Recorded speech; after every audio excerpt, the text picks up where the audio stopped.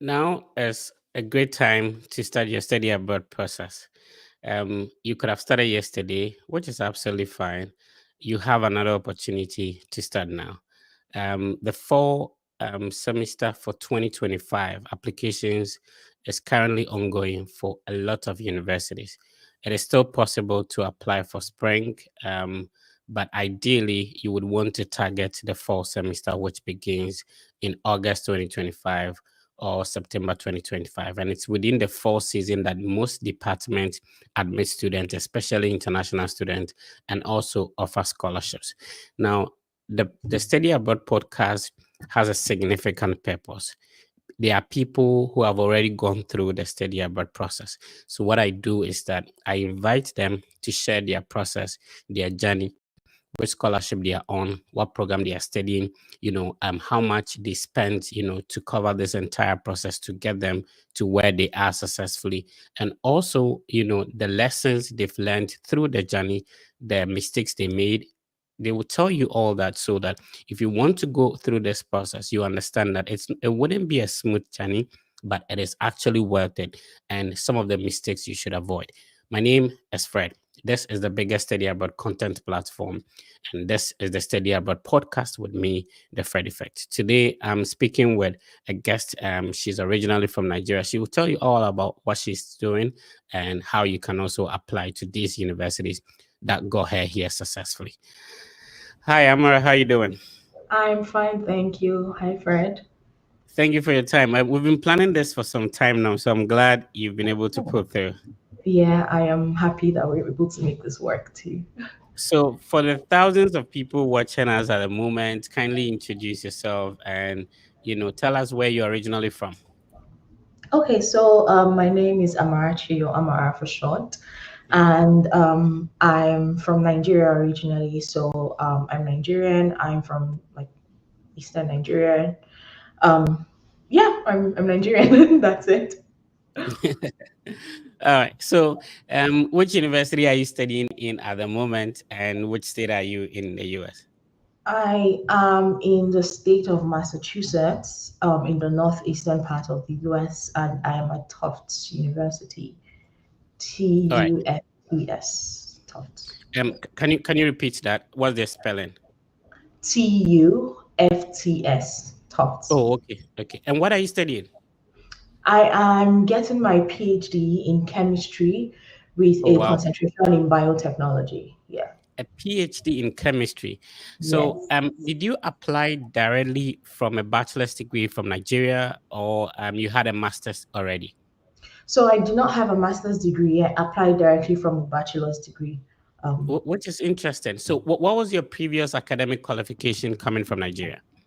Okay, so I actually did not do my bachelor's program in Nigeria. I also Okay. did that abroad in Europe, but I Okay. have a bachelor's degree in chemical engineering, not Mm. chemistry. But I was able to apply to this chemistry program with my bachelor's degree in chemical engineering.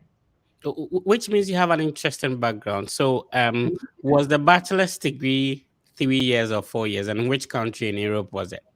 I did my undergrad in Hungary, Hmm. and my program was 3.5 years. Yeah. Oh, okay. Was the Hungary Com scholarship, or your parents had to pay for it?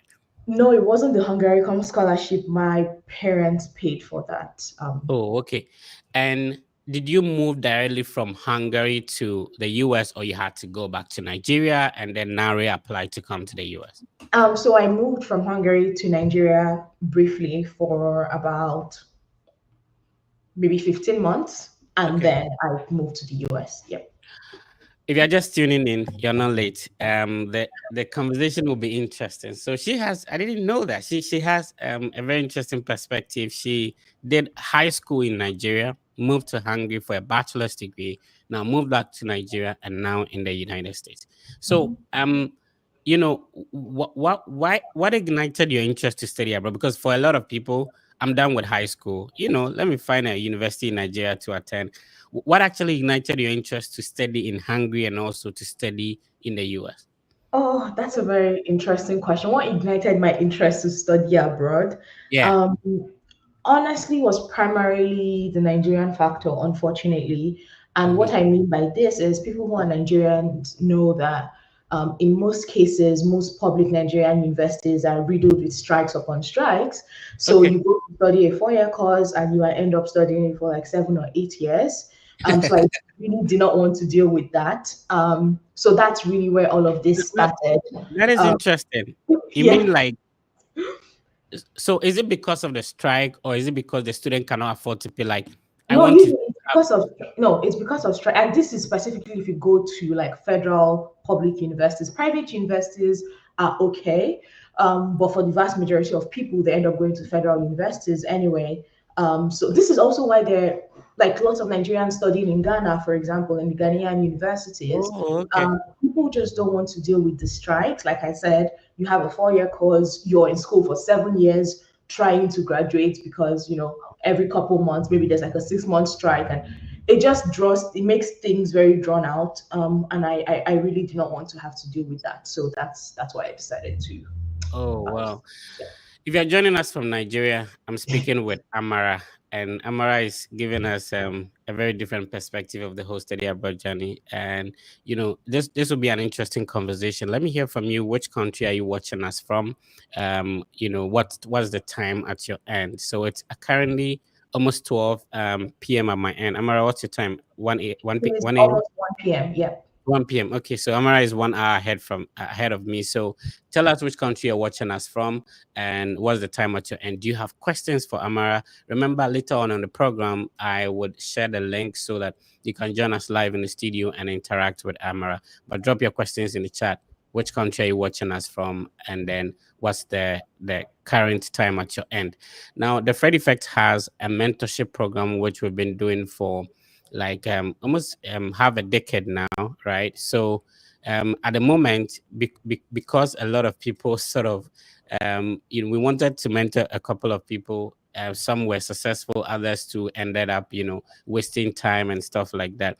So right now it's a paid mentorship program. However, in the course of this session, I'm going to pick one person who will go through the mentorship program for free. And if you have a high school and then you win the draw, we are going to take your document to work on the undergraduate application for you. So watch out for that. When the time comes, I'll tell you what to do, and then you can be part of the Fred Effects mentorship program. Or if you have a high school diploma, we'll take your document to work on your application for you. All right. So Amara, let's continue. So, from high school in Nigeria, let's talk about how you got into Hungary. Did you have to sit for SAT? Which university did you apply to? And what did you do specifically to get to Hungary? No, I didn't need to take the SATs. I just applied directly to the university in Hungary. So I Hmm. have my undergrad degree from the University of Debrecen in Hmm. Hungary, and I just applied directly there. Yeah. All right, and for that one, you said it wasn't on a scholarship, so your parents had to pay. Yes. Do you remember how much it will cost? Is it less expensive in Europe compared to America? I won't say less expensive in Europe generally. I know the UK is quite pricey, but Hmm. in Hungary, definitely it was less expensive than the US. If I remember correctly, at that time, I think my yearly tuition for chemical engineering must have been about $7,500, I Yeah. think, which is nothing compared to American tuition fees, especially for undergrad. So it Mhm. was definitely more on the affordable side. Yeah. You spoke about leaving from Hungary to Nigeria briefly. Did you Yes. start your US applications in Hungary, or you went back to Nigeria to begin that? I started my applications in Nigeria. Oh, So okay. I was when I left Hungary. Yeah. When you were in Hungary, what was it your aim? Because if you had wanted to study abroad, why then didn't you apply for a master's in Hungary? But you decided to.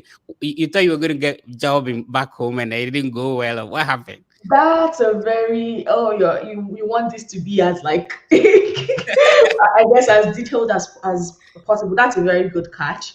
To be honest, when I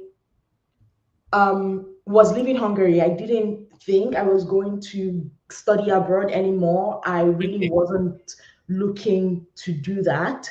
Mm-hmm. I thought I was like moving back home and that was going to be it. But then in October of 2020, there was like a big situation in Nigeria, which I don't really want to go into. But if you're Okay. Nigerian and you hear October 2020, you know what happened. But anyway, that triggered me to decide, you know what, I don't like, I really like the country, but I don't want to deal with this. So that's why I decided to start looking for opportunities again to just like bounce. So yeah, that's why I had that weird move of Hungary back to Nigeria and then out again to the US. Oh, okay, that's absolutely fine. I'm speaking with Amara. Amara had her bachelor's degree in Hungary. She's originally from Nigeria, and so she has a lot of experience. And so, Amara has a YouTube channel where she shares most of her journey, and to also let you know how she did it. So, you have to subscribe to the Amara YouTube channel. This is the platform. So, Amara, tell us, what do you do on your YouTube? Why should people subscribe? Well, what do I do on my YouTube channel? Well, I make videos about grad school, lifestyle, and everything in between, like you can see on my tagline. Um, Yeah, the point of having this YouTube channel and starting this YouTube channel, honestly, was to help people, especially people from Nigeria or from African countries. That's like my primary target, trying to study abroad, specifically in the US. I'm very, very specific. My videos are just about the US. And I know that I started this channel because I know that sometimes you know that you want to go to the US, but you literally have no idea where to start from. And my yeah. channel, the plan or the hope of my channel is to provide you a step-by-step guide. Like if you're serious about studying abroad and you go on my channel, you will figure out how to do it. Like I have a playlist, I think it's called grad school, and you have like all the different videos. It's like how to apply, when to apply, all the way through to even like the visa process. And then on the other hand, every now and again, I share like a couple of vlogs just about my life here, just to give people, a perspective and to show what it's like to be here, to be in the US. And yeah, that's why I have the channel. Yeah. So you have had an opportunity to be in Europe. So please click on the subscribe button if you are yet to go to the YouTube and search for Amara. I don't know how to pronounce the OCJ. surname. Usuji. Okay. Okay. So Amara and then space Osujji. What does Amara Usuji mean? In Ghana, like for example, our names have meanings, right? Like, so what does Amara mean though? So Amara is the short form of my full name, which is Amara Chi. But Okay. Amara on its own means grace. Chi Oh, means okay. God in the Igbo language. So Amara Chi is like the grace of God, and then Osuji is just my last name. Oh, I see. I see. Awesome. All right. So, you have had opportunity to be in Europe and now studying in America. Let's do the comparison in terms of cost of living. Would you have chosen Europe over America? How is it like? I need to be very specific. I Hmm. Europe is an entire continent. Yeah. America or the US is one country. I am Yeah. talking specifically about Hungary and not Uh-huh. all the other, I don't know how many, 40 something countries in Europe. This is about Hungary. Right. Comparing Hungary to America, Hungary is a lot more affordable, Okay. hands down, a lot more affordable. So the US is, is a much more expensive country. Yeah, Mhm. especially I live in Massachusetts. Ooh, Massachusetts, it's one of the more expensive states in the US. So Right. it's a big difference. Yeah. Yeah. Right. And when it comes to Massachusetts, maybe some people have gotten admission. Normally, I let people talk about the universities they apply to so that people will know. Like you just mentioned the name of your university to me. I've not, I don't know much about it, right? So, like somebody watching us from Nigeria now would want to know, okay, which university is that? Is it possible they are applying to into that school? Are they going to get scholarship and stuff like that? So, apart from the current university you are, which other universities did you apply to? Well, that's a good question. I applied to. This was a while ago. Let's I have to think Let's about it. start with your current university. What did you say the name is? TUFTS, Tufts University. Okay, and it's a private funded university. It is a private university, yes. So interestingly, I just got to know that they have an acceptance rate of about 10%, and Amara got in. Hey. I did. You are a smart lady. Anyway, so this is Tufts University. If you've never heard about it, tell us about Tufts University. Which city is it located in Massachusetts? So Tufts is in the greater Boston area. There are 3 or 4 campuses, I believe. Okay. So there's one like downtown in Boston. There's this other campus in Medford, which is just outside Boston. Hmm. There's I think a third campus in Grafton or somewhere like that. Okay. Um, like you mentioned, it's a private university. It's a PWI, which means the primarily white institute. Hmm. It has, undergraduate and graduate programs. Obviously, I'm like in the graduate program. Um, yeah, what else can I say? Yeah. It's a really good school. It's a top ranking school. I'm not gonna like front it. It's a really good school. Um, So yeah. obviously, my next question would be: do they offer scholarships to international students? So technically, are you on a full scholarship, or how are you paying for it? Yeah, okay. So I am not paying out of pocket for my PhD.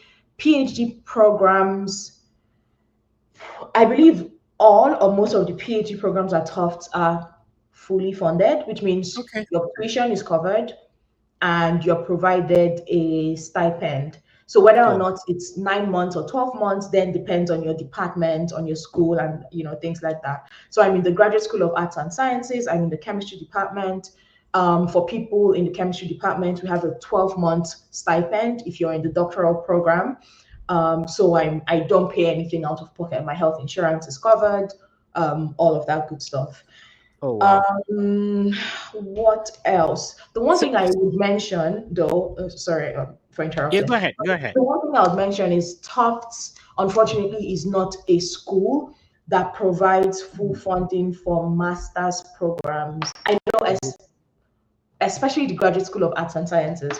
The Okay. chemistry department, for example, you might get some part of your tuition waived, maybe like a 30% scholarship or a 40%, but you're Hmm. not, chances are you will not get full funding for a master's program. So it's not one of those schools that provides full funding for master's programs. So just keep that in mind if you're interested in like looking at the school and applying. Awesome. So the name is Tufts University, TUFTS, and Yeah. then you add university to it. It's located in Massachusetts, somewhere closer to Boston, which is the capital of Massachusetts. All right. So did you, only put your eggs in one basket, or you applied to other schools? I did not put my eggs in one basket. You want to know something interesting? Tufts was actually the last school I applied to. I was done sending in my applications. Wow. Um, as most people probably have realized, like Tufts is not a popular school. It's not one of the bigger schools that people know Yes. about. Yes. So I Yes. also didn't know about it. I was done sending in my applications. I attended some like live session organized by Education USA, Hmm. and one of the people who was talking was a student at Tufts. So, one of the panelists was from Tufts. They introduced themselves, and I was like, what is Tufts? What's Tufts University? I looked them up and I thought, interesting. Okay, what if I send in one more application? I did. So this was like December, last school I applied to. By the first or beginning of the second week of January, they had gotten back to me. So they were the last school I applied to, the first school I heard back from, and I decided, okay, I'm going, I'm going here. Then So that yeah, was really quick. So, yeah, did your scholarship automatically come with your admission, or you had to maybe attend an interview, reapply for scholarship? How was it like? it came automatically. So for me, I didn't need to apply directly. It was a thing where if you got admitted, then you got the scholarship as well because you were going to either be like a TA or an RA or stuff like you had something to do with the chemistry department. So it came automatically. I did not need to apply separately for that. Wow. If somebody is listening to you, and you also told me that you applied directly with a bachelor's degree and did Yeah. not have a master. How is it? How is it? How is it like that? Because most people think that if you want to apply to a PhD, you should have a master's. That's up to you. It's neither here nor there because the truth is everyone's application package is different, and Right. everyone has like different strengths and weaknesses. If you feel like your application package is strong enough to get you into a PhD program, why not do it? I say this to people, especially those who know that they eventually want to get a PhD anyway. just try to apply to some direct PhD programs and see what happens because I don't know about other schools, but at Tufts, for Right. example, in my department, even if you come in with a master's program, you're still going to spend the same length of time for the PhD. So Mm-hmm. it's just like double the work, you know. If you know that you're going to get a PhD, why not just try applying for it directly, you know? So So I'm speaking with Amara. Amara has a YouTube channel. She has a wide range of experience, studying a PhD program directly from a bachelor's degree she had in Hungary. So from high school in Nigeria, she moved to Hungary and she's sharing her experience. She's telling about the school she applied to and all that. If you could, and that's what I do most of the times too, so that people will know some of these universities. So if you remember any of the universities you applied to, kindly share that with us. I remember some off the top of my head, but Yeah. I had a spreadsheet that I use Okay. on my application, so I will try to pull up. Oh, I so know you I had a whole spreadsheet that, had all the schools you were applying to? yeah, I kept track of everything because the thing is, this thing can get very confusing very fast. So yes, I have my spreadsheet here. So I applied to UMass Amherst, Oh, Michigan okay. Tech, I Rice I want University. to I want to be sharing the screen so people can, you know, Okay, so when she says UMass Amherst, it means University of Massachusetts, and then Amherst. Yeah, the city. Is it the city it is? Amherst yeah, is the city, Amherst. right? Yeah, yeah, Amherst is the city where it is. Oh, okay. So they have about 64% acceptance rate, and this is the campus of University of Massachusetts Amherst. And I've been there. I drove through University of Amherst when I was in Massachusetts. Mhm. This is the campus of UMass Amherst. So University of Massachusetts, then Amherst. This is one of the universities that Amara applied to. So we're just telling you that people you see studying abroad, they are just like you. They apply to the school. So please, these are some of the universities they apply to. You mentioned that NESCO. Michigan Tech. Oh, So okay. That's located in Michigan. Which yes. city is it? Who I don't know. I don't remember. Okay. It's So Michigan Technological University. I don't remember where it is exactly in right. Michigan. I'll get a city real quick. So I think Michigan Tech is a really popular school. A lot of people know about it. It is. Most, It is. I yeah, believe it's one of those schools that maybe has like application fee waivers. I exactly. think so. Yeah. It's super popular. Yeah. Yeah. So Michigan Tech is located in Houston, in Michigan, and this is their website. So remember that this session will still be live across the Fred Effect social media platforms, even when we are done with this live session. So you can take your time, go watch them, especially the other ones that we've made. And people mention the schools that they apply to, so you can check them out. For example, if this is the first time you're hearing about it. Amara, let's move on to the next school. I also applied to Penn State, so Pennsylvania State University. Oh, okay. And what program did you choose in all these universities? Oh, that's a very good question. So my application was a mix of master's and PhD programs, and also a Okay. mix between chemical engineering and chemistry. Remember, I have a bachelor's degree in chemical engineering, so Right. my applications were different which were different with each school. Oh my god, I cannot talk. Right. So That's yeah, right. So Penn State is located in University Park. This is a big school in Pennsylvania. So that is the website of Penn State. If you can see my screen, so Penn State University. Amara, we'll move on to the next one. and I applied to UTK, University of Tennessee, Knoxville. Oh, okay. University of Tennessee. If you are just listening to us, the University of Tennessee has like a lot of campuses. So we have what we call the University of Tennessee system. So they have University of Tennessee, maybe Chattanooga, University of Tennessee, maybe Nashville. Like they have a lot of universities. So this one is specifically in a city called Knoxville, and Yeah. this is the website. So when you type University of Tennessee system, they have a lot of campuses that will come. So Amara applied to the one in Knoxville. So Mhm. University of Tennessee at Knoxville. All right. Is that all? I also applied to Rice So University in so Houston. so and then one question somebody will ask is that why did Amara apply to a lot of schools though?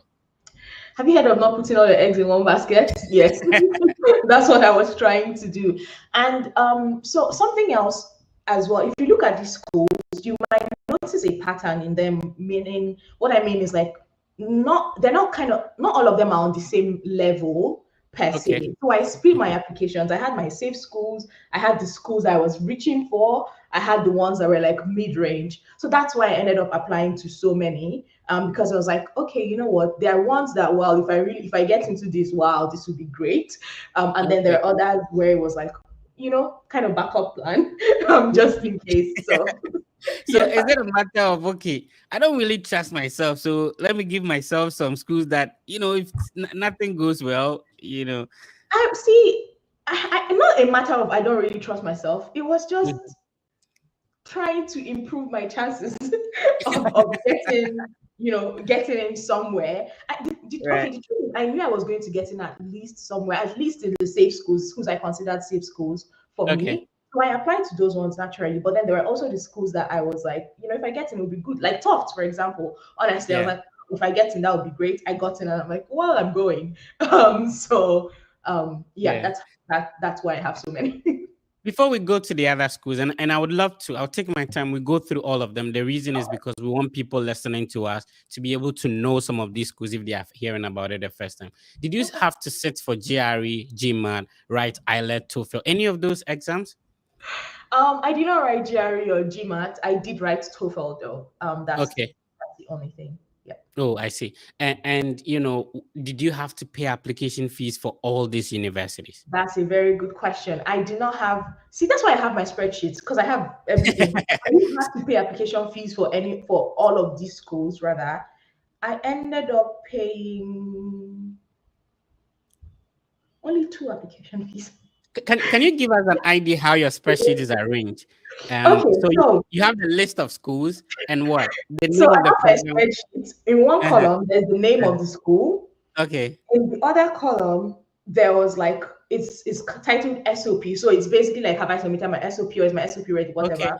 And then there's a Okay. column for the letters of recommendations, like how many do Mhm. they need? Because some schools need two, some schools need three. Then I also had a column for TOEFL, like do they need TOEFL? If they do, then I have like their ETS code. Okay.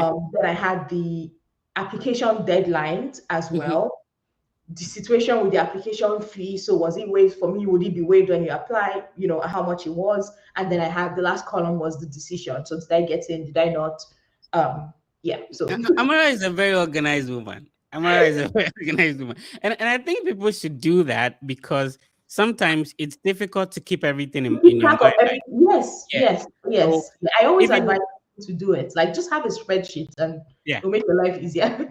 Like if you've contacted a professor, put it in there. Have they responded? Put it in there. Have you applied? Exactly. Have you submitted the application? Yeah, that is very true. Like people should have that. And let's talk about if you had to evaluate your transcripts for any of these universities you applied to. I did not have to evaluate my transcript. So I did like an unofficial West evaluation where I went on the website and just like Okay. put all my scores and all of that. I just wanted to know what my GPA would convert to the American system, more or less. Mhm. But I never Mhm. got like an official transcript evaluation. I didn't think I needed to. Yeah. All right. And with all these universities, did you get like a recommendation sent to all of this? Is a major challenge for a lot of people. How It were you is able to convince your recommenders a to be submitting recommender. recommendations? And some of the schools take like 3 letters of recommendation. Yeah. And eh, So for this is definitely, I think, one of the most challenging parts. And my advice would be to this is going to be hard, but maybe try to find more than three recommenders. So if you okay, have like five recommenders, for example, you have a panel of people and then mhm, you rotate them. So if you have five recommenders and each school requires three, at the end of the day, all five, like you're not, so if you have five recommenders, you're applying to like seven schools, all five people are not submitting a recommendation letter seven times if you they rotate will them. not do it. They will not do it. They won't do it, yes. But if you have like a panel of recommenders and you kind of rotate who is recommending you for what school, at the end of Yeah. the day, like okay, maybe if one person recommends you 3 times, it doesn't feel as much as doing it like 10 times, you know. So that's Exactly. what I did. I had like a panel of people, and then I like mixed it up who would recommend me for what. Yeah. Yeah, and I recommend that like people should sort of give their recommenders a reason to recommend them. So, for example, maybe you took a political science, class, and then you want to apply to a master's or PhD in political science, public administration. Reach out to the professor, let them know that the class you took, maybe something they taught in class, or an exams or a subject, whatever that they taught in class, sort of ignited your interest to want to apply to this program. So you let them know that they inspired you in a way to Yeah. apply to the program, and specifically ask them how many recommenders they can submit for you. Yeah. You don't want to do it and later on it becomes, and most universities, if the recommendations are not submitted, they wouldn't review your application. For It your makes it application. Yeah. incomplete. Mhm. Right. And I think there's other ways of submitting the recommendation, like Clark University in Worcester, for example. They would accept the soft copy if you upload it.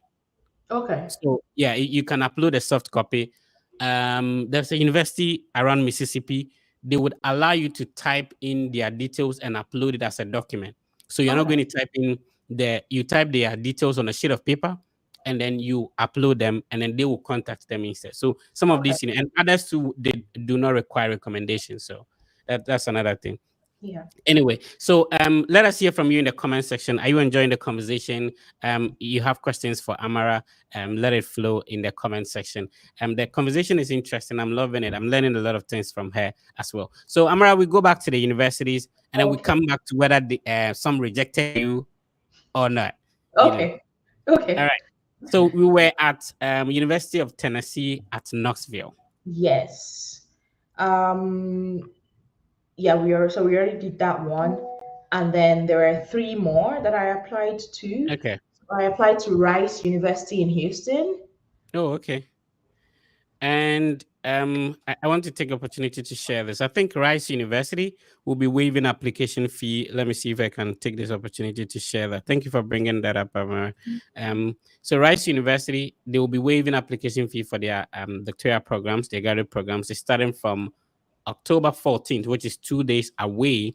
So what you Okay. have to do is to request for the waiver between from October 14th to November 1st, until the waivers are issued. So if you request for the waiver, then you can apply to Rice State University. So my advice to everybody will be that you can go through their programs, and I'm sharing the link to Rice University in the website. So I know back home, and most of the subscribers are from Africa now, Yep. it's a bit expensive to get buy internet data to watch such a program. So when people join, we want to give them value.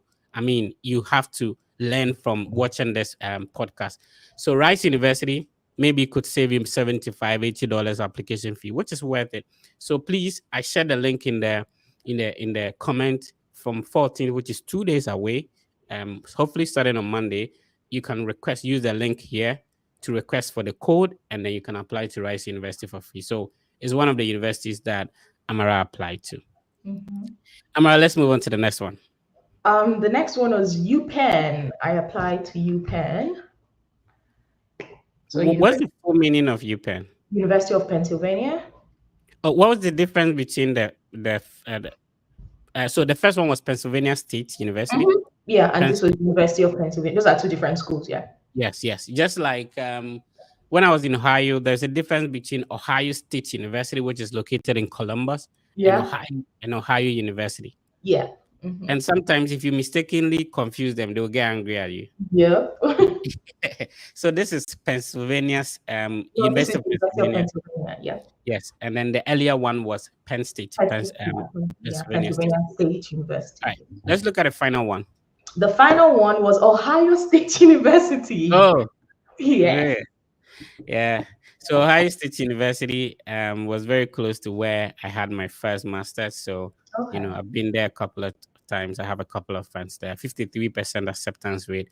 OSU is a huge school, is a very good school. So Ohio State University, and Mhm. to be very fair, it is different from Ohio University. So please don't confuse them. Ohio University is located about 1 hour 30 minutes drive from Columbus, which where Ohio State is located, and it's also a good school. But these two schools are different, like Penn State and University of Pennsylvania. Right. Mm. So let's talk about putting in these applications and how many accepted you. Did you have any rejections? Well, of course, I had some rejections. Right. Some were surprising. Some were like, well, okay. So I got into all but three schools. So Oh, the okay. three schools that I didn't get into were UPenn, so University of Pennsylvania, Rice University, Wow. which was like, okay, and Ohio State University. I was personally offended when I didn't get into Ohio State University. I said, what's going on? I Um, see. but yeah, Uh, then I got th- into other this is schools. to let people understand that not all the universities you apply to would admit you, and Yes, that's why it's not advisable to apply to only one school. So in exactly. total, how many schools were they? Um, I think we did eight. I think, yeah, Right. just like Oh, I eight. see. Yeah. All right. So the conversation has been interesting. A lot of questions in the chat. We'll be picking them. Emmanuel is watching us on Facebook. He said, "Great." And then okay, something is saying I have a spreadsheet similar to hers, but I often don't focus on the US schools because I was once denied visa. Okay, Mhm. that's okay. The link I shared the link in the Isaac. I shared the link in the comments. Please check it out. Uduka. Did I pronounce it right? Udoka Ukamaka. Uduka. Okay, Uduka is enjoying the conversation, and Nana Kwame is also enjoying. Thank you for tuning in, Nana Kwame. Um, so faithfulness from Nigeria. She Okay. says, "Well done" to me in Igbo. So thank Oh, you for. I see. I see. I'm learning something new. Awesome. Um. So later on, I'll be sharing the link on the various social media platforms so you can join us and ask Amara your questions. But today, thank you for joining. And like I said, it's a bit challenging as a student to sort of focus on your academics and every student work. And Amara, are you a teaching assistant or a research assistant? Right now, I'm a research assistant. Yeah. All right. So when people ask, do you school and work? What will be your answer to that question? Yes. Yes, I do. Especially, I mean, because I do get paid for my work, but that Yeah. yes was even stronger when I've been a teaching assistant. So in the past, I've been a teaching assistant, which means that I take my classes, I have to teach a class, and then I still Mhm. have to do my research because I'm in a PhD program. So that was Right. a lot of work. So do you go to school and work? Yes, I do because I do all these things. Right. And let's talk about rent and stuff like that. Hmm. Like in Massachusetts, and when are you paid monthly? As a full time student, are you paid monthly or biweekly? How is it in Massachusetts? For us, it's bi-weekly. Yeah. Okay. Let's give the approximations. In Ohio University, I was paid bi-weekly. In my next university, University of I was paid bi-weekly. But I know in Mhm. some In some um places, it's monthly. Yeah. it's monthly. And so Ohio University, I was around is it $800 every 2 weeks. In Ohio, and then in University of Kentucky, I'm trying to get the approximation, but for Ohio it was between that range, 800 to 1,000, and it depends on the department. Though I was doing a master's degree, so it's very Okay. different. So give us the approximation. How much as a student are you paid? Bi-weekly, or let's make it monthly in a gross way. So our stipend has just gotten increased. I think Oh, okay. I should probably tell you what the Mm, yearly stipend is, and then you can okay. like work out what it is. Yeah. If I remember correctly, it's now somewhere around 41,000 or 42 thereabouts. So $41,000 for the year or per For the semester? year. For Oh, okay. for the semester. We just For want to make the it clear. Okay. No, for the year. For the year. For the Okay. year. So the Um, stipend is $41,000 per year, and so you can divide it into the bi-weekly payments and stuff like that. mhm. But are you paid on vacations, like long vacation? Are you paid as well? Yes, I am. Um, yeah, I am. which means you'll be working at the lab, and this time around it will be 40 hours or still 20 hours. When you say long, actually, let's clarify. When you say long vacation, what do you mean? Like over the Like summer? the summer Or break, like from May to yeah. August. Okay, so personally, I am, but it depends on your school and how your program is structured. Even here Oh, at okay. Tufts, some departments have a 9 month stipend cycle, while some have a 12 Right. month. I have a Okay. 12-month stipend, which means I get paid through the summer, which means I work through the summer, which means I don't get a break. But if you're like on a 9 month thing, then you're not paid through the summer. Yep. All right. So let's make it clear, $41,000, and then does your scholarship, what does, when you say you're on full scholarship, you are paid stipends, okay, your fees are being paid for, what is included? Because you speak with some people on different scholarship and they were like, my flight ticket was covered. I have a friend in one university, her rent is being paid for, she gets feeding and stuff like that. What is covered in your full scholarship? In my case, my flight was not paid for. No. So when I say I'm fully funded, what I mean is I don't pay tuition fee, that's covered. I get paid Okay. a stipend because I work for the university, so there's that, and I pay my rent, my cost, my living cost, all of that from my stipend. My health insurance is also covered by the Okay. university, so I really don't pay anything out of pocket. Yeah. How much rent should people expect around being a student at Tufts University? How much do you pay for rent? Because I was telling you the behind the scenes. I was in Massachusetts and I ran away because Okay, do you want to tell people why you're right?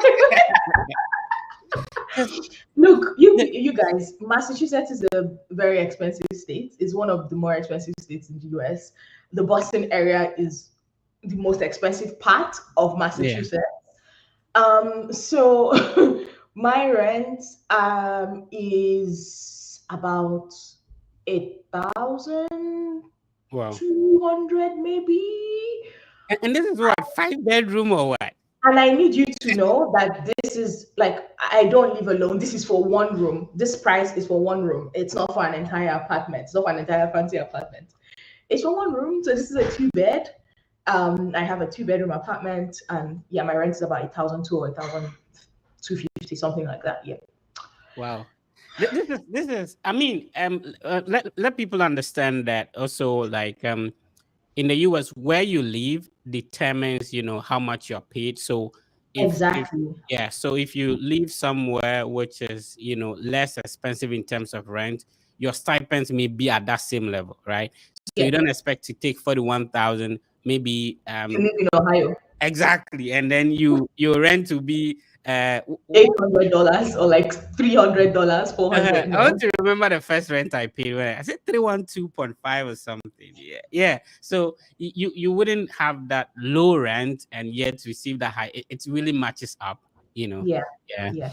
All right. So thanks, Amara, for opening up and sharing. So I'm enjoying this conversation. It's been an insightful one.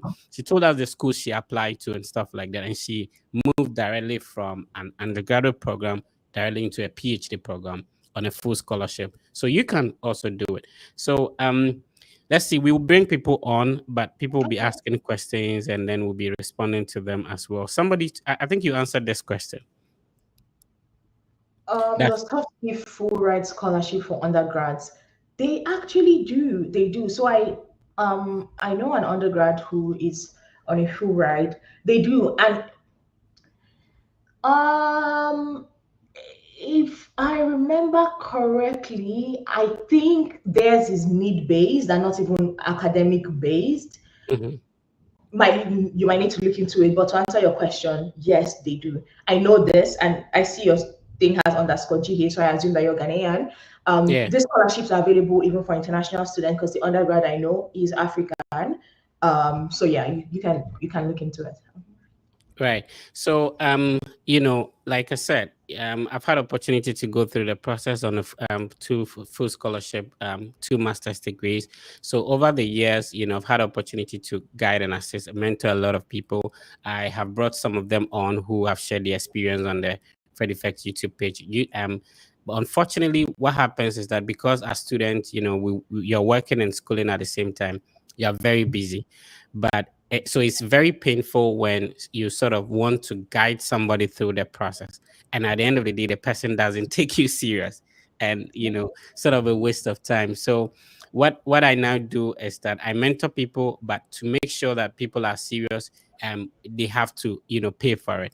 And so there's a Fred Effect mentorship program, and at the moment, the Fred Effect team handles undergraduate applications for free for individuals with high school and diploma. So if you want to be part of it, there is a way you can schedule a meeting. But what I'm doing because of Amara is that today, if you're able to, I'm going to make a draw, and then if you are selected and you have a high school diploma qualification, the team will handle your applications for free. But if you have a bachelor's degree, you want to go in for a master's or PhD, we will put you in the Fred Effect mentorship program. So this is how you can join the draw. I'm going to share my screen real quick so it makes it easier. Okay, let's see how we can do it here. Okay. So this is how you can be part of it. In the comment section, you just have to type hashtag the Fred Effect. So you just have to type hashtag the Fred Effect, and then okay, so we have a couple of people entering. So we would now draw, and whoever is selected will get in touch with you so that you enjoy this for free instead of you don't have to pay for it. You need to type it exactly.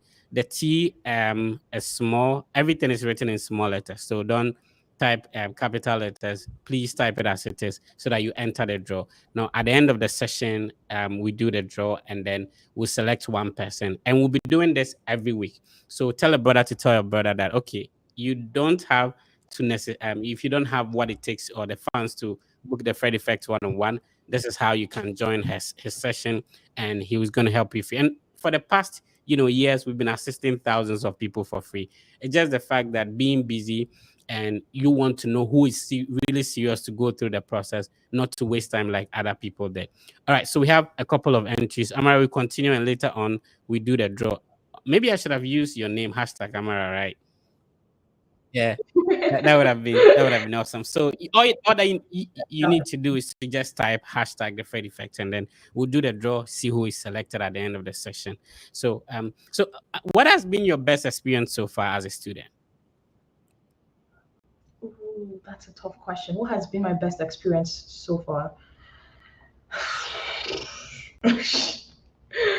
um, it's so hard because, quite frankly, as a grad student, most of the time your life is hard. Um, I would say my best experience. It might sound very generic, but it would be like working for my PI. So What is your PI, PI? yeah, your PI is your principal investigator, basically your boss. In this Okay, case, it's the person whose lab I'm in and I okay. work for. So that experience as a whole has been overall positive, and Mhm. I'm very very grateful that I'm in his lab, and he's my mentor. So yeah, that has been probably one of my best experiences so far. So I'll go back to this question that you could have done a PhD in Hungary or any other European country. Why did you choose you? Because with all the lists you're giving me, there was no other university, and all the universities were in the US. Or you intentionally took them out? I intentionally decided to only apply to American universities. Okay. Reason being, I already live in Europe, and I Mhm. was like, I want to go to a different continent. So I wanted to go to a different. So my criteria was this: I want to go to a different continent. It has to be an English-speaking country, and I need to be able to get some sort of funding for this because my Yeah. parents are not paying for that, right? Okay. They gave me a basic education. Any other additional thing was on my head. So based on this, my options were kind of limited. It was like, Mhm. do I want to go to Australia? Do I want to go to North America? Australia was Okay. out of question. It's on the other side of the world. I'm like, no, it's not happening.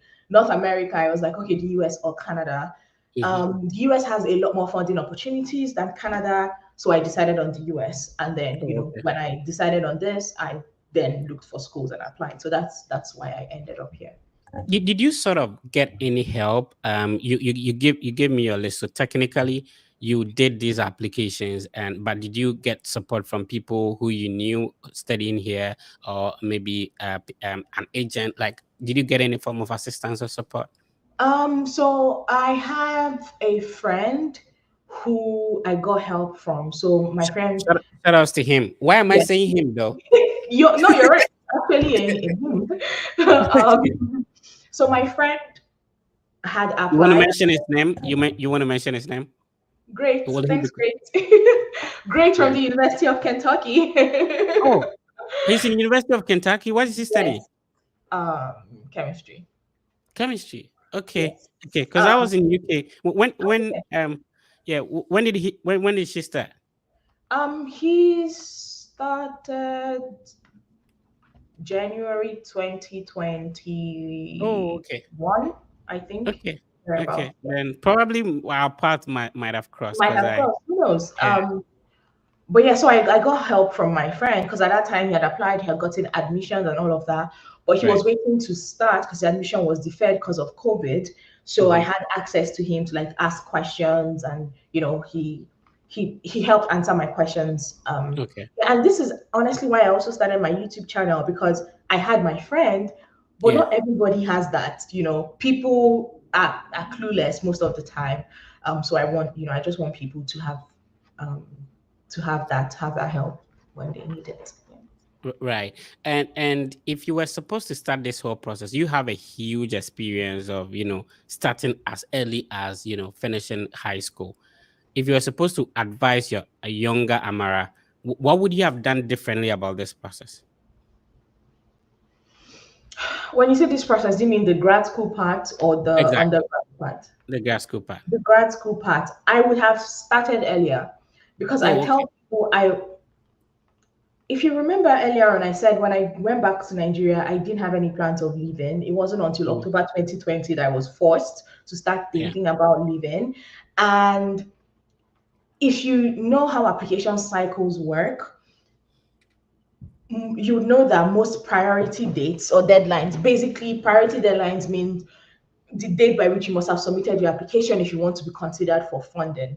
Yeah. For the fall semester, usually these dates are like December 1st, December 15th, December 30th, thereabouts. I Hmm. did not start thinking about applying to schools until after October 20th, Oh, 2020. wow. So I had what, a month and a half, 2 months maybe, Hmm. which was very, very tight. So if my Yeah. advice to everybody is start early, don't be like me. It's also because of that I didn't take GRE, because I Okay. didn't have time. I'm like, I'm not going to try to prepare for this in like 2 months. So I didn't do Yeah. that. I didn't do that, but I did TOEFL because I knew I could like do TOEFL and do well on it. The other thing is it worked out for me because truly I had a very good profile and I knew that. So I tried, I like shot my shot. I'm like, okay, you know what? I'll try, I'll do that. But my advice to anybody would be start early. Don't wait until October. If you know that you want to apply to schools, start early, start looking at the schools, look at what the admission criteria um, is, what their admission requirements are, Yeah. and get all of that together. Start early so that once the applications open, you put in your application, because in some schools, honestly, the earlier you apply, the better. Some schools have a rolling admission which means you apply, they keep looking at the applications as people apply. They don't wait until the end of an application season.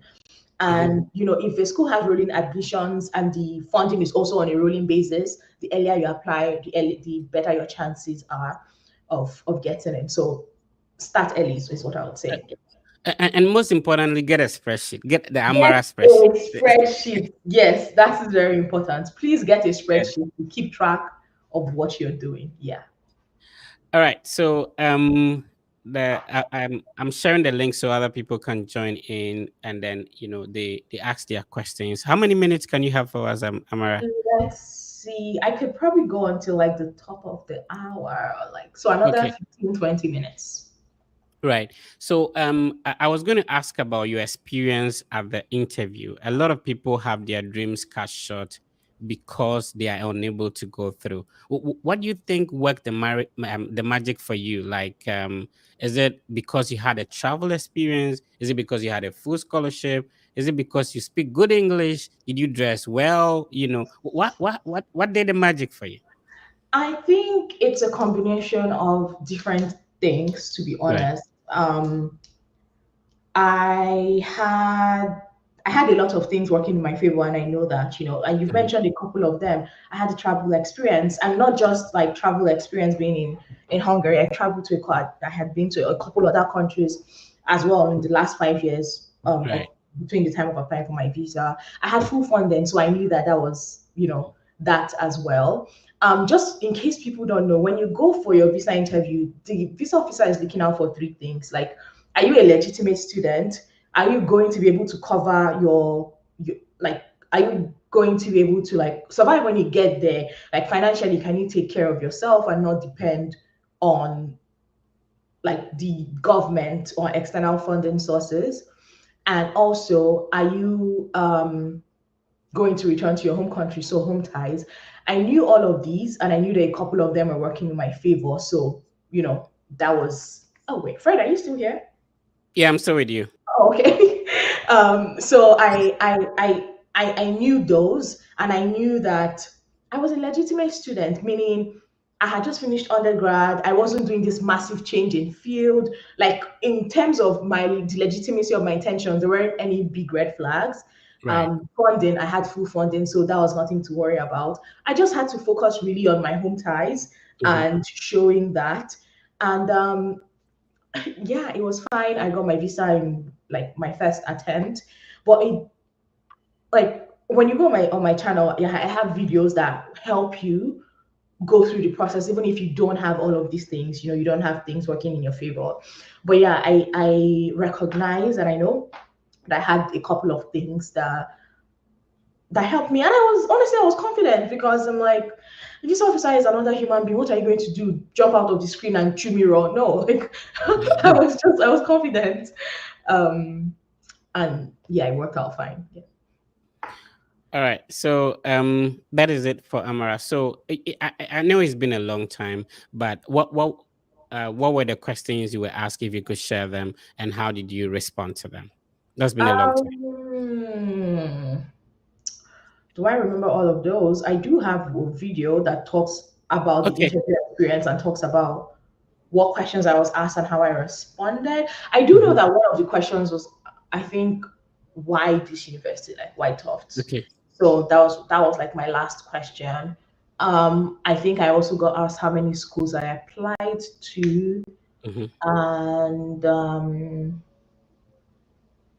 I don't remember what the first question was now, but I have a dedicated YouTube video on that, which you can find Right. easily. Okay. So if you go to the Amara Osoji YouTube channel, she shares her interview experience there. So please check them out and do your best to also subscribe as well. I'm trying to see if I can show that. It Let's will see. be, the easiest way would be to go on the channel, go to playlists, and click on Mhm. the US F1 visa playlist, and that should Let's be, look at that. So yeah. when you go to the YouTube channel like this, I my screen is live. Okay. So you go to the Play, playlist yeah, and then and you click on US, USF1 visa. yeah, Okay. Okay. So all and the then you playlists see are all the here. videos. Yeah, so Oh, that's, I yes. see. The second video is Hi where everyone, welcome. Yeah. all of this. So yeah, you can Yeah. you can watch the video.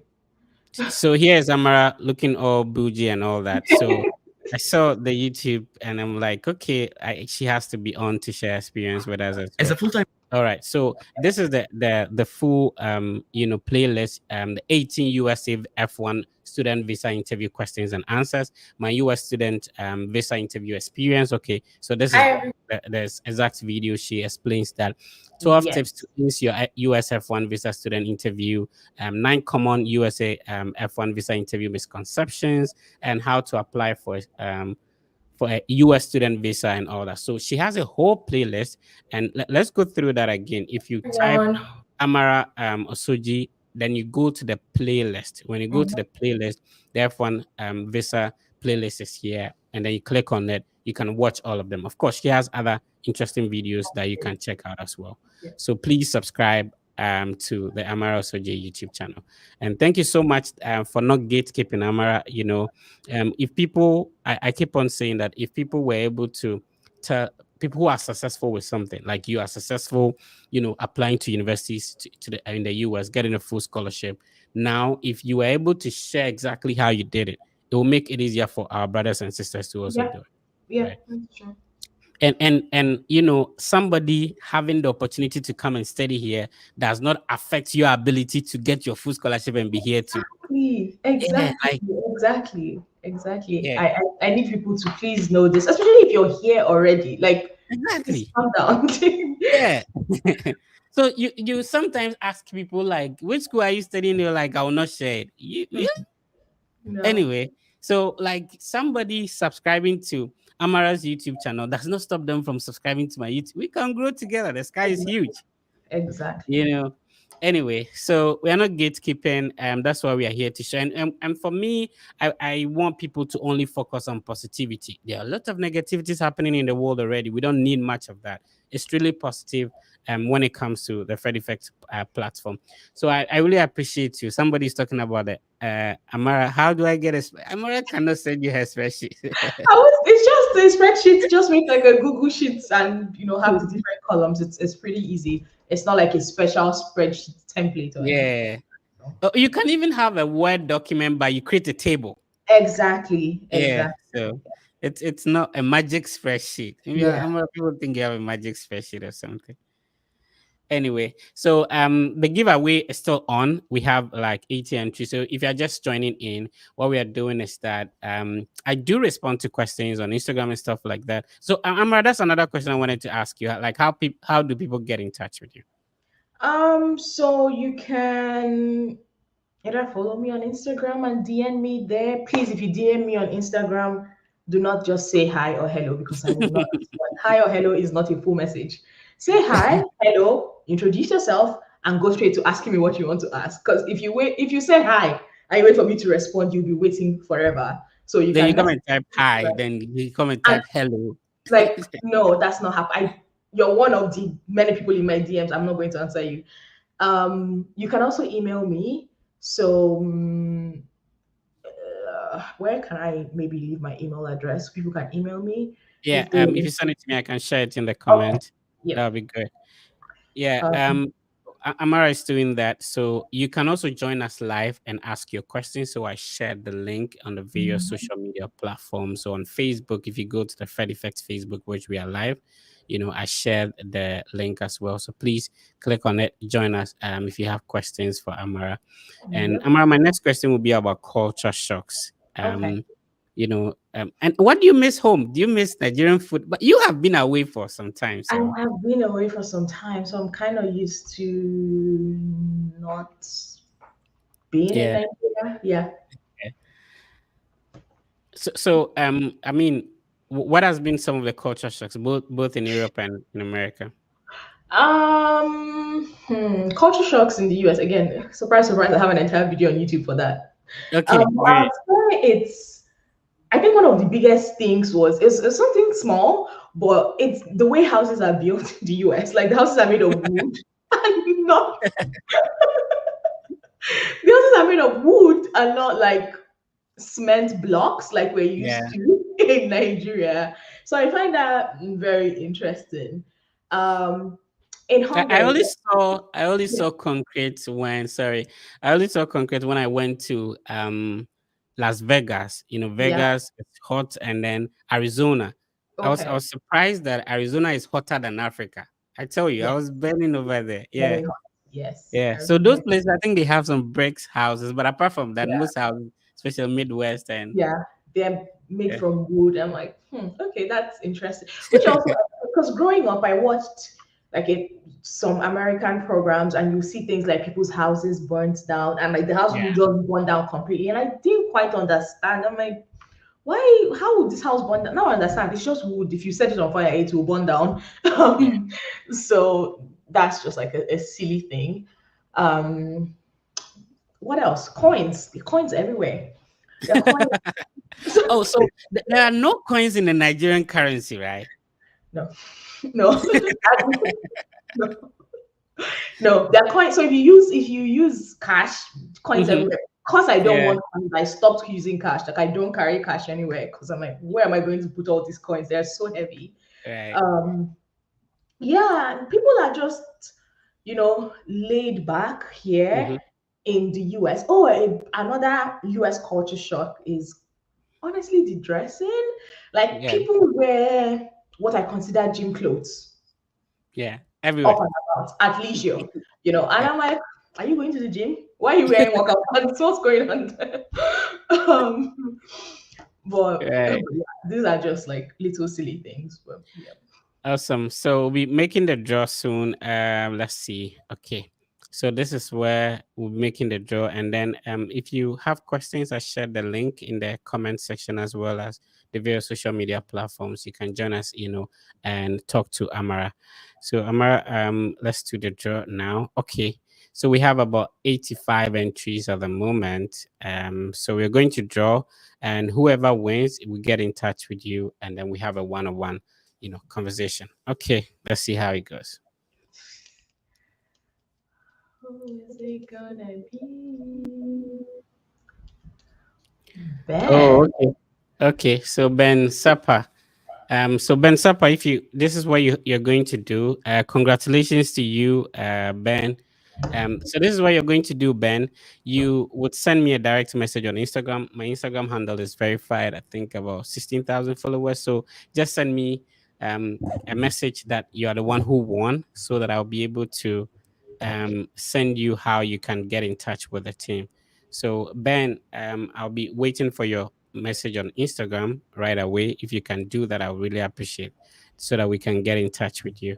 Or if you can request and join, then we see how best we can get in touch with you and help you out. Using Ben Supper, what's your full name though? Anyway, so Amara, let's see if we can get other people on, and then they will be asking their questions as well. Okay. Somebody's asking. Okay, we have answered this Oh, I one. already answered that question. Thanks for sharing. You're welcome. So okay, I came with my daughter. Okay, okay, that's good.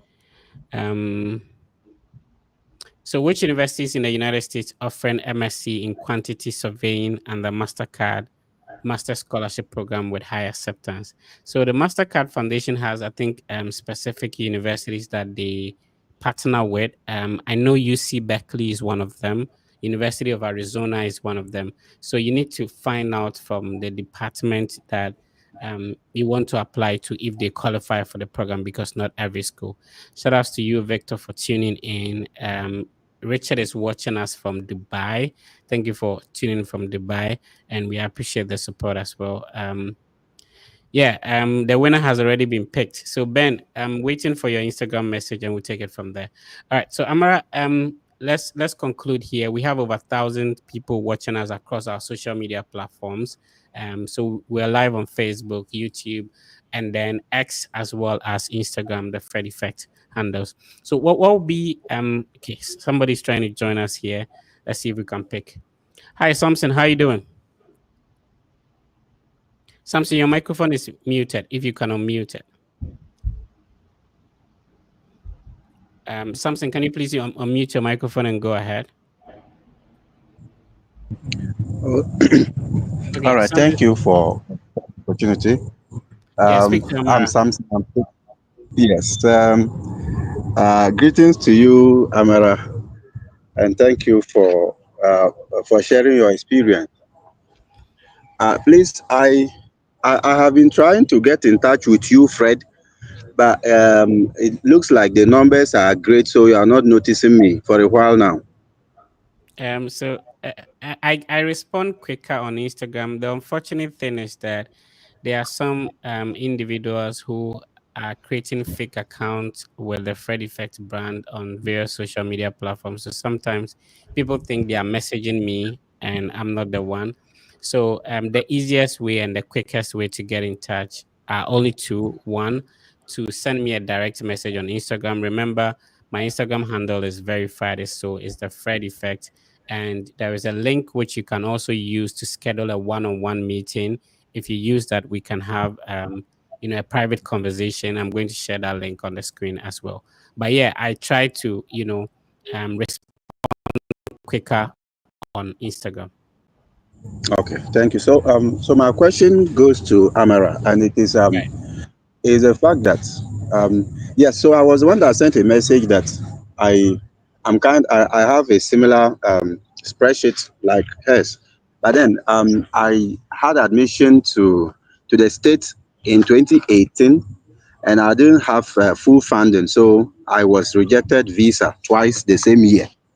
And Okay. so now I am done with masters and I'm looking at a PhD. Recently, I got admission to one PhD in the UK with a partial scholarship again. And this time I had to make a payment of £5,000, which I couldn't raise. So I have started fresh again, looking at UK, Canada and Australia. Right now, in my new spreadsheet, I just have a list of possible supervisors, their emails, their positions, so that when I'm messaging them, I don't mistake professor for doctor. Then I have their schools and their research interests, which is the reason I'm actually going to contact them. Then I have at least one of their papers title, which I may have read, but I just have the title down there.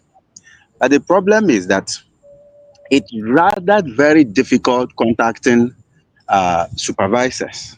I mean, for them to even reply is such a very big problem for me. And it has been the reason for the past 2 years, I have had quite a number of admissions, and they are not fully funded. And converting our currency into foreign currency makes it difficult.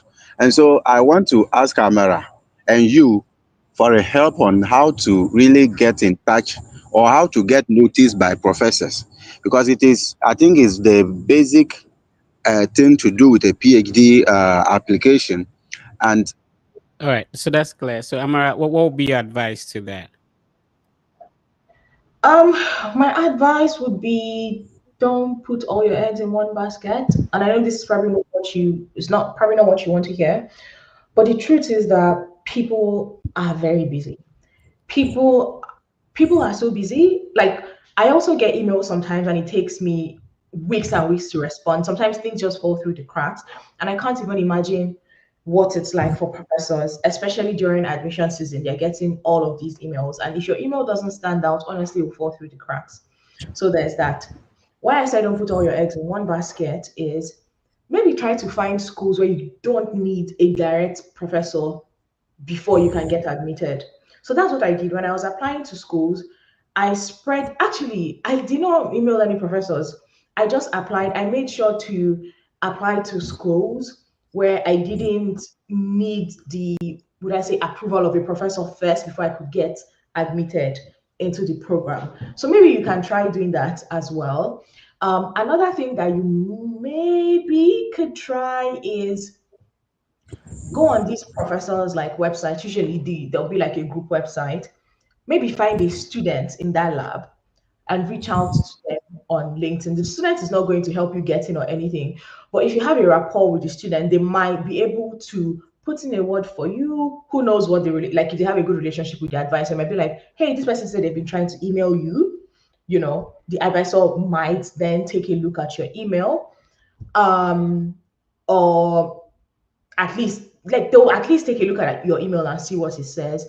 The other thing is make sure that the content of your email is not generic. It's not I would like to work with you because I like what you people are doing in your lab. Like, why do you want to work with them? Like, make your email worth their time. Yeah. Explain why you would be a good fit. Talk about your qualifications, your job experience, what you're going to bring if you to the table if you're joining this group. So don't make it generic, and yeah, you can only hope for hope for the best. Yeah. All right. Thank you for joining. Let's talk to Dinah. So Ben Sapo, please. I'm still waiting for your Instagram message. Kindly check out Instagram and send me a direct message so we know how to take it from there. And we'll be doing this every weekend. And so if you join the the session, we'll be doing this every weekend. So we select one person and we want to make sure that you are very serious about the process, and then we'll help you go through successfully. Dinah, please go ahead with your question. Talk to Amara. Oh, okay. Good evening. Please, Fred, I've already booked the one-on-one section with you. Like I Right. have, I'm quite scared because I've seen you post some schools and then their application, the time they will close application, and the time that I booked with you is like latter part of October. So I'm scared maybe they'll finish application. I will not be able to go to school. I'm a nurse and I want to No. use my diploma to apply for a specialty. So what I want happens to is do that that geriatrics or neonates. So that's my problem. I've so also what happens is that there is always a university to apply to. So normally what we post is the application fee waiver deadlines of some universities. As it stands now, it's still in October, so there are still a lot of universities, especially if you're targeting the fall semester 2024 to apply to. So if application fee deadline is waiver deadline is over, it doesn't mean that all universities have closed their applications. So there are still a lot of universities to apply to. So once you schedule the meeting, when the time comes, I will appreciate if you join early, and then we can take your process from there. All right. So, Amara, we've taken much of your time. We've done over an hour. I really appreciate your time. So please, let's see your final words to everybody who was able to tune in today. So Ben Sapo, I'm still waiting for your Instagram message. Please go ahead and send me a message on Instagram. I'm still waiting for it. All right. Any final words, Amara? Final words would be do your best, but Mhm. don't give up. You know, Okay. like no matter how things turn out, some people are lucky. It's like a one shot thing for them. First time applying, they get into a couple of schools. They do their visa process one time, it's done. Sometimes it's not the same for everybody. Yeah. So if it's something you really, really want to do, I would say, put in your best. But even if things don't work out the first time or the second time, don't give up on trying, because I'll tell you for free that like it's worth it. It's worth the time, it's worth the effort. It's yeah, it's worth it. So yeah. Hello Fred, I'm Rising Incredible. Oh, hi, I know you. I'm not going to say your name, but it's nice that you tuned in. It's yeah, very nice to see you here. Right. But yeah. That's it. All right. So, how you said she's saying you have a Telegram page. How do people join the Telegram page? Oh, that's a good question. Oh, so if you go again on my YouTube channel, Hmm. I think most of the videos in the description box, there's a link to the Telegram page. Okay. So Okay. um, that's All right. probably the way to. So it's been great having you on the show. Thank you so much. I think we should do it some other time. I enjoyed it, and Oh, thank you for this was pulling a lot through. of fun. Yeah, this was a lot of Right. fun. Awesome. So please remember to subscribe to the Amara YouTube channel. So you go to YouTube, type AMRA. She has an incredible experience and she shares them on the YouTube channel. You're going to find a lot of value if you subscribe. Thank you for your time, Amara. I really appreciate it. Thank you. Enjoy the rest of your day. Awesome. So this has been the Study Abroad podcast. We do this every weekend, and so try and tune in so that you get valuable insight into the process you want to go through. We've had opportunity to speak to admission officers from University of Carolina, which we shared application fee waiver, and then a university in Massachusetts. So now sometimes we bring admission officers to give you the insight into how your application will stand out if you should apply to their universities as well. On the various Fred Effect social media platforms, we share, a lot of insightful posts and engaging as well. Try and follow the Fred Effect on Facebook. We are also on X, so try the same name across all social media platforms.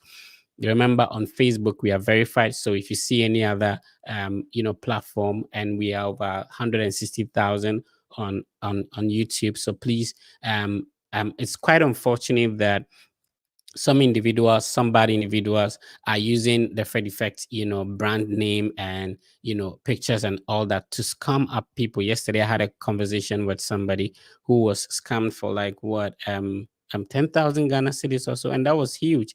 And the unfortunate thing is that some of our colleagues in the space, in the study abroad space, see some of these things and they think it is us, and they sit on their platform to criticize and also throw jabs, which is unnecessary. So please don't fall for any of those scams. So the Fred Effect platform is verified on Instagram. If you are chatting any account is not verified, that is not me, and that is where I respond to questions. So under comment sections on the various Fred Effect platforms, I respond to your questions. And then if you want to send a direct message, you can do it via Instagram. Go to Instagram, you search for the Fred Effect. The account is verified, over 16,000 followers, and then you send a direct message. There's also a way you can schedule. There was a lady on, and she had already scheduled a one-on-one meeting.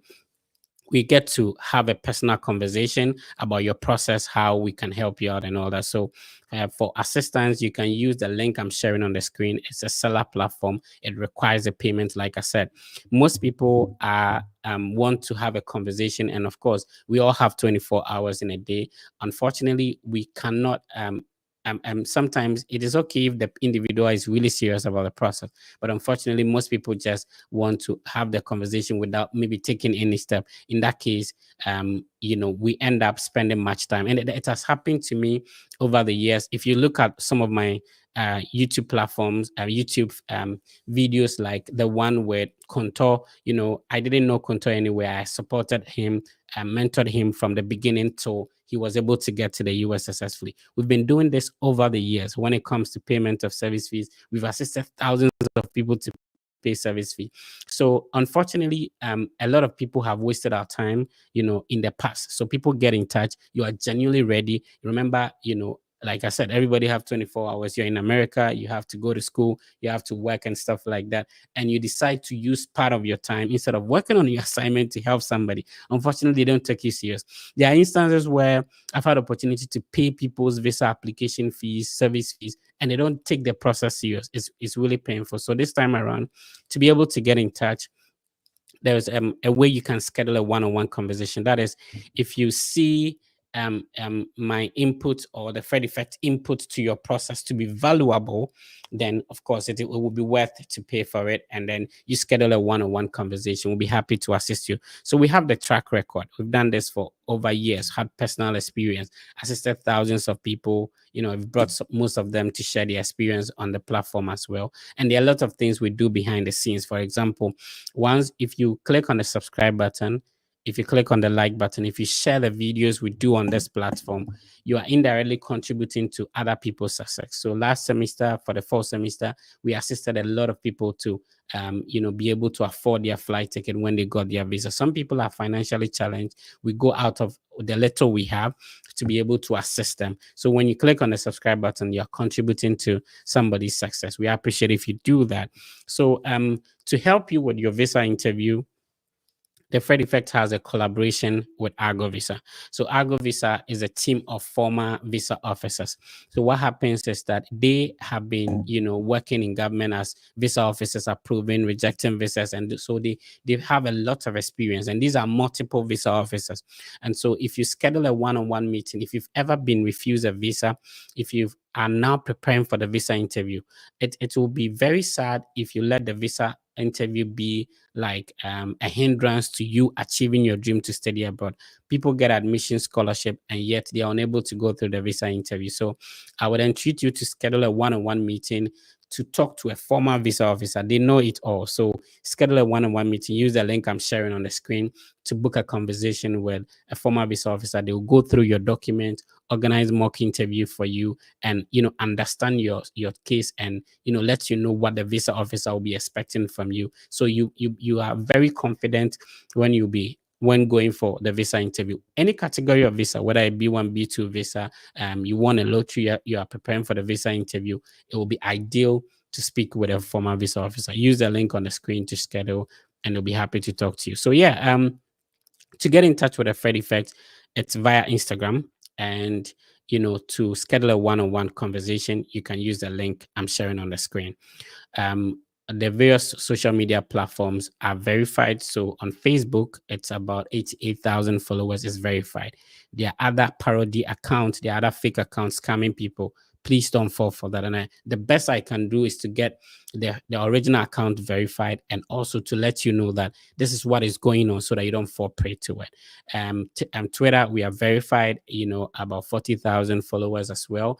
And on YouTube, it is a verified account, about 160,000 subscribers. And on Instagram, it's also verified. So we are verified on all platforms. So we entreat people and we encourage people to get in touch via the right avenues. I know this is also happening to Peter Bewa. Peter Bewa, there's somebody creating a fake account and it's not him. Tips and just also recently complained about this. So it's something that people are doing. And so we urge you to be careful and communicate with us through the right avenues and platforms. Next week, we'll be coming your way with another insightful session. And so tune in and then, subscribe to the Fred Effect YouTube channel. Please be positive and know that everything will be fine. My name is Fred. This has been the Fred Effect. I'll see you next week.